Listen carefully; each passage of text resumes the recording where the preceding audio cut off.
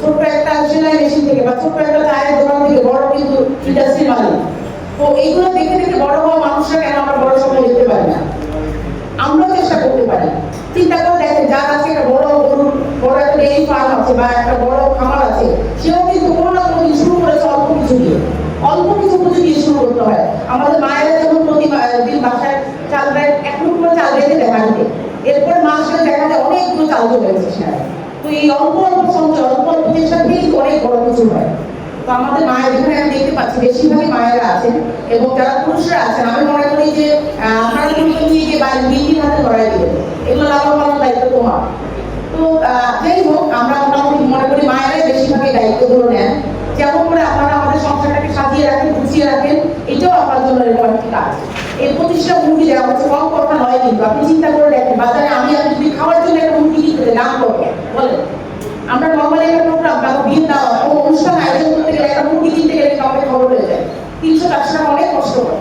তো সেখানে 25টা মুরগি কষ্ট করা, আপনি তো আজকে আপনি ধনী একজন লোক, আমি মনে করি আজকে দিনে জন্য আপনি একদম ধনী মানুষ, এবং আপনাকে এটা লালন পালনের জন্য সরকার কিভাবে চিন্তা করেছে, আপনাকে আগে 8,500 টাকা মতো করে আপনাকে টাকাও দেওয়া হয়েছে।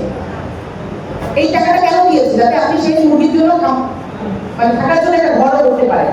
তো এই বিষয়গুলো আছে, এবং আপনাকে 25টি মুরগি দেওয়া হয়েছে। ধরে নিচ্ছি সৃষ্টিকর্তা না চাক, দুই একটা মুরগি ক্ষতি করে সব হয়, 20টার বেশি মুরগি আপনি ধরে নিতে পারেন আপনার হাতে থাকে, আপনি এগুলোকে লালন পালন করেন। চিন্তা করেন তো, 25টা মুরগি সপ্তাহে যদি আপনার 50টা বা 100টা ডিম হয়, আপনি চিন্তা করে দেখুন তো, তাহলে মাসে কয়টা ডিম হয়? 400টা, 500টা ডিম। 500টা ডিমের দাম কত? 15 টাকা করে বা 10 টাকা করে আপনি গুণ করেন, 5 টাকা করে গুণ করলে আপনার 2,500 টাকা। এটা কিসের? আপনার কোনো কষ্ট না, আপনি বাড়ি ঘরে কাজকর্ম করছেন, তার পাশে মুরগিগুলো চড়ানো আছে আপনার ঘরের আশেপাশে। এই জন্য আপনার আলাদা কিন্তু খুব বেশি কষ্ট করা লাগছে না। শুধু দরকার যেটা একটু আমদানি করা।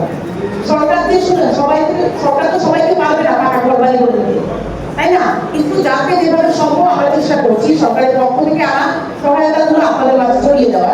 তার মধ্যে একটি হচ্ছে এই মুরগি আপনাদেরকে দেওয়া হলো। আপনারা চেষ্টা করেন এই একটা জায়গা থেকে একদিন আপনার 2500 মুরগি আপনারা মালিক হবেন। কিভাবে হবে? আপনার চেষ্টা।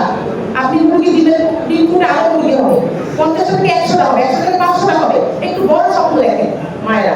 এতদিন অনেকেই বলবেন আমরা পড়াশোনা করি না, টাকা নাই, আমার মূলধন ছাড়া ব্যবসা করতে হবে। এই সরকার আপনাকে একটা মূলধন দিল, আপনার যা আছে তাই নিয়ে আপনার চেষ্টা করতে হবে। আপনার তো অনেক বেশি নাও থাকতে পারে। তো আমি মাদেরকে উৎসাহ দিব, মায়েরা আপনারা যেখানেই আছেন, মনে করবেন সৃষ্টিকর্তার পক্ষ থেকে আপনাকে কোনো না কোনো একটা উচিলায় আপনাকে একটা সহায়তা করলো, সেই জিনিসটাকে আপনি কাজে লাগাই কিভাবে নিজের ভাগ্য পরিবর্তন করবেন আপনার দায়িত্ব। এটা বলার একটাই কারণ, আমি আমার ব্যক্তিগত জীবনে দেখেছি আমাদের কিছু আত্মীয় স্বজন আছে যারা প্রতি 2-4-5 মাস পর আসে সাহায্যের জন্য। এদেরকে সাহায্য দিলে আবার আসে 1 মাস পর, কিন্তু এর জীবনও পরিবর্তন হয় না। তা আপনি যেন সেই লোক না হন।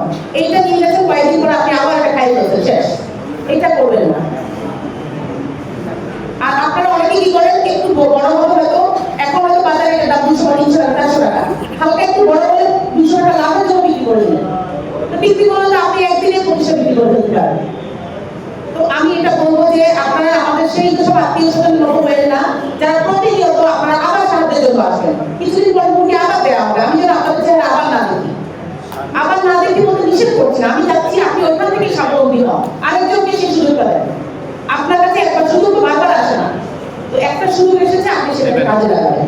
এটা আমাদের অনুরোধ থাকবে। বাবারা যারা আছেন, আপনারা অনেকেই দোকানপাটে কাজকর্ম করেন, ভ্যান চালান, রাস্তাঘাটে কিন্তু কাজ করেন, আপনার মাদেরকে বলবে যে এখান থেকে তুই যতটা পারো প্রফিট, আপনার ঘরে যেটা আপনি খান, আগের দিনে খাওয়া ভাত ওইটাও তো দিয়ে দেন, পুরা দিয়ে দেন, বা চালের বা হচ্ছে ধান দেন, যেটাই দেন। আপনার আশেপাশে অনেক খেয়ে কিন্তু এই মুরগিগুলো বেঁচে থাকে। তো আপনার আলাদা করে কিন্তু অনেক খরচ করা যাচ্ছে না, শুধু দরকার একটু যত্ন করা। এই যত্নটা আশা করে আমাদের মাদেরকে শেখানো লাগবে না, মায়েরা সবসময় যত্নে সেরা, আপনাদেরকে শেখানোর কিছু নাই। আপনাদেরকে ধন্যবাদ, আপনারা আজকে এসেছেন আমাদের মাননীয় অফিসারের পক্ষ থেকে। আপনারা যে এই উপহারগুলো নিচ্ছেন, এটা আপনার মনে করবেন যে নিজের পায়ে দাঁড়ানোর একটা অবলম্বন হিসেবে আপনাকে দেওয়া হলো, সেভাবে কাজে লাগাবেন। সবাইকে ধন্যবাদ। আর যাওয়ার আগে কিছু বলছিলেন আমাদের অতি মহোদয়, কথার সাথে একটি কথাই বলবো যে দেখুন, আপনাদের সবার ঘরেই সন্তানরা আছে। যখন আমি বলি যে একটা সন্তান সে একটা খারাপ লোক, সেটাও কারো পরিবারের লোক।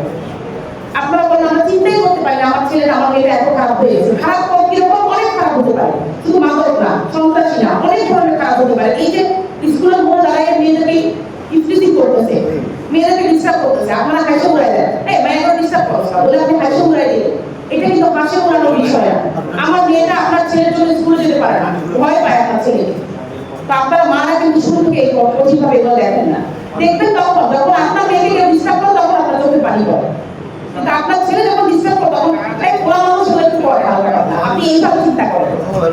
তো আপনার ছেলে যখন এগুলো করে আপনার মজা লাগে, হাসিটা মজা মনে হয়, ওনাদের বয়স হয়ে যাবে, মেয়েদের পিছিয়ে পিছিয়ে এইটা করতে পারে না। অন্যের মেয়েদেরকে নিয়ে তার বাবা মা দুষ্কৃত থেকে একটু চিন্তা করবে, আমরা আমাদেরকে মেয়েদেরকে পাঠাই আপনাদের ছেলেদের জন্য নিরাপদ থাকতে পারি না, এটা দায়িত্ব আমাদের সবার।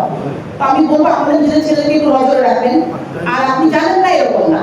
আর আমাদের যারা বাবারা আছেন শুনে একটি কথা বলবো, আপনারা মাদক বলতে শুধু ইয়াবা বা গাঁজা ওগুলোকে মনে করেন, সিগারেটকে মাদকের আওতায় ধরেন না, কারণ সবাই সিগারেট খান, আমি যদি বলি এখানে দুই একজন মানুষ সবার হাতে সিগারেট আছে। তো সিগারেট যেটা মাদক এটা মনেই করেন, এটা মনে করেন যে চা পানি মতো নর্মাল খাবার।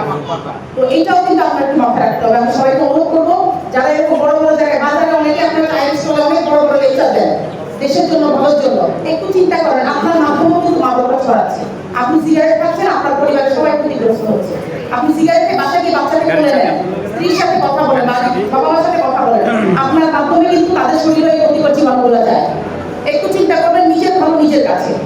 তো সবশেষে অসুস্থ হয়ে হসপিটালে দৌড়ালে কিন্তু লাখ লাখ টাকা দিয়ে কিন্তু সুস্থ হওয়া সম্ভব না।